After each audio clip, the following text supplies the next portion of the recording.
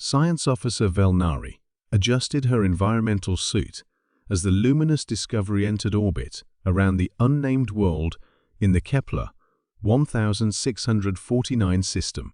The Zephyrian research vessel had been conducting a routine survey of potentially habitable planets when their sensors detected something impossible: signs of human presence on a world that should have killed any Earthborn life within hours. "Captain Toreth, the atmospheric readings are confirmed," she reported, her harmonic voice carrying a note of confusion. "The surface atmosphere is 93% methane with trace amounts of hydrogen sulfide. Surface temperature averages -47 degrees Celsius. Radiation levels are 12 times what humans can typically survive." Captain Toreth's crystalline features pulsed with interest. "Yet our scanners clearly show human biosignatures and what appears to be infrastructure. How long since this system was last surveyed?" "According to galactic records, the last expedition here was 87 standard years ago. The system was marked as uninhabitable for all known species." Velnari paused, reviewing her data. "Captain, there's something else. I'm detecting electromagnetic signatures consistent with advanced technology. Not just survival equipment, actual industrial-level infrastructure." The mystery deepened when they accessed the historical database. The colony ship, New Horizon, had indeed been lost in this sector 89 years ago, carrying 12,000 human colonists to a world that was supposed to be a garden paradise. The ship had suffered catastrophic navigation failure, and all hands were presumed dead when they failed to reach their intended destination. "Prepare an atmospheric shuttle," Captain Toreth commanded. "Full environmental protection. If humans somehow survived on this world, we need to understand how." 2 hours later, Velnari found herself staring through the shuttle's reinforced viewport at something that challenged everything she thought she knew about human limitations. Below them stretched a thriving city that seemed to grow organically from the frozen methane landscape. Spires of what appeared to be cultivated ice crystal rose hundreds of meters into the toxic atmosphere, connected by enclosed bridges that pulsed with bioluminescent light.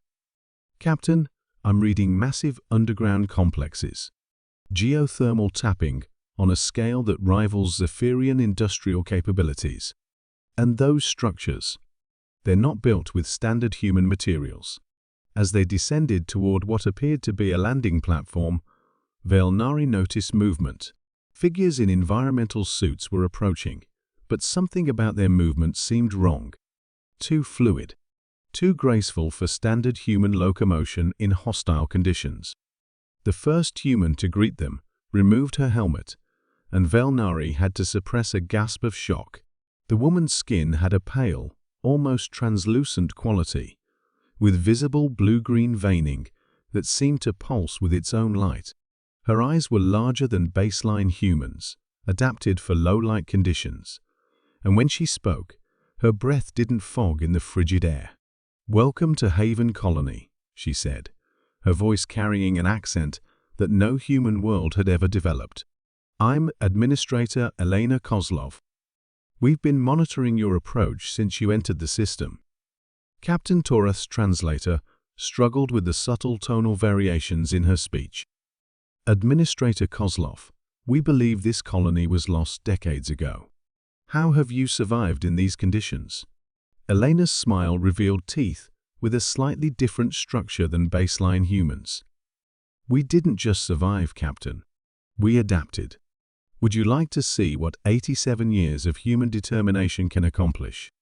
The tour that followed would be analyzed by xenobiologists for centuries. Elena led them through vast underground cities carved into the planet's crust, where geothermal energy powered industrial complexes that process the methane atmosphere into usable materials. Hydroponic gardens grew crops modified to thrive in the planet's chemistry, tended by humans whose lung capacity and circulatory systems had been enhanced through careful genetic modification. The first generation nearly died, Elena explained as they walked through a nursery where human children played in atmosphere that would have been lethal to their ancestors. But humans are remarkably adaptable. Those who survived the initial exposure began showing beneficial mutations. We simply encouraged the process. Valnari watched children who could hold their breath for over an hour, whose modified liver functions could process methane-based compounds that would poison normal humans. The genetic modifications, how did you achieve such precise results without advanced facilities? Who said we didn't have advanced facilities? Elena replied, leading them to an observation deck that overlooked the colony's industrial sector. When the New Horizon crashed, we salvaged everything. But more importantly, we had something the galaxy consistently underestimates, which is human stubbornness. 12,000 people refused to die quietly on an impossible world. So we changed ourselves to match the world instead of trying to change the world to match us. Captain Toreth studied the massive fusion reactors that powered the colony, the orbital platforms being constructed in the planet's upper atmosphere, the mining operations that extracted rare minerals from the methane ice.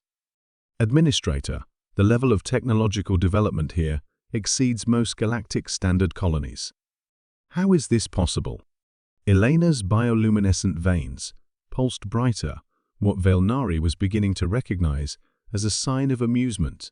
Captain, when you're forced to innovate or die every single day for nearly 9 decades, you tend to make remarkable progress.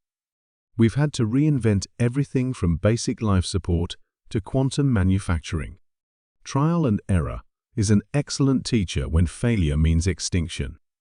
They were shown manufacturing facilities that could process methane into complex polymers, atmospheric processors that could extract rare isotopes from the planet's toxic air, and most shocking of all, space-capable vessels being constructed in orbit using materials and techniques unknown to galactic science. We've been debating whether to make contact with the galaxy again, Elena mentioned casually as they prepared to return to their shuttle. Some of our people think we've evolved beyond the need for galactic civilization. Others believe we should share what we've learned. Valnari couldn't hide her amazement. Administrator, your colony represents the most successful adaptation to hostile conditions in recorded galactic history. Your technologies alone could revolutionize life support systems across dozens of species. Perhaps, Elena agreed. But tell me, Science Officer, what do you think the galaxy's reaction would be to humans who can not only survive in conditions that would kill most known life forms, but actually thrive and build advanced civilizations in them? The question hung in the methane-thick air like a challenge. As their shuttle lifted off from Haven Colony, Valnari realized that the galaxy's understanding of human limitations had just been shattered once again. Below them, 12,000 humans and their descendants continued their impossible lives on an impossible world, having transformed themselves into something that was recognizably human, yet utterly beyond what anyone had thought humanity could become. The galaxy was going to have to revise its assumptions about human adaptability. Again.